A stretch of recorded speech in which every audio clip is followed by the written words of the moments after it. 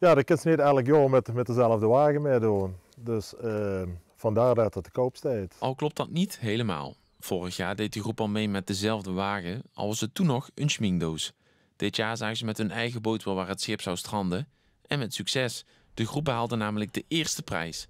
Genoeg reden dus om volgend jaar weer met een nieuwe creatie te schitteren.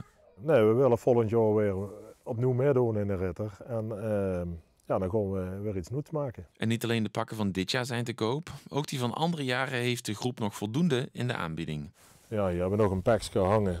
Toen was ik zelf prins. Toen hebben ze voor mij een hele mooie wagen gebouwd. Met alle accessoires. Dat zijn padvinders. Dus dat was ook een hele leuke, kleurrijke groep. Naast de eerste prijs was het nog om een andere reden een bijzondere optocht.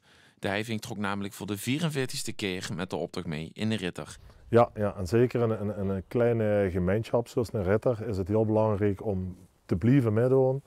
En ook te laten zien van kijk, als je elkaar bijeenpakt, dan kun je best wel iets leuks neerzetten.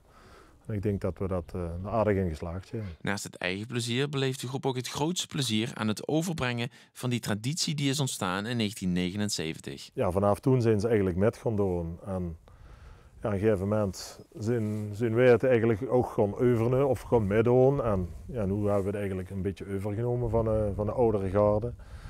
En nu, de jeugd loopt ook weer met. En die zijn dan ook wie ze vastelovend vieren.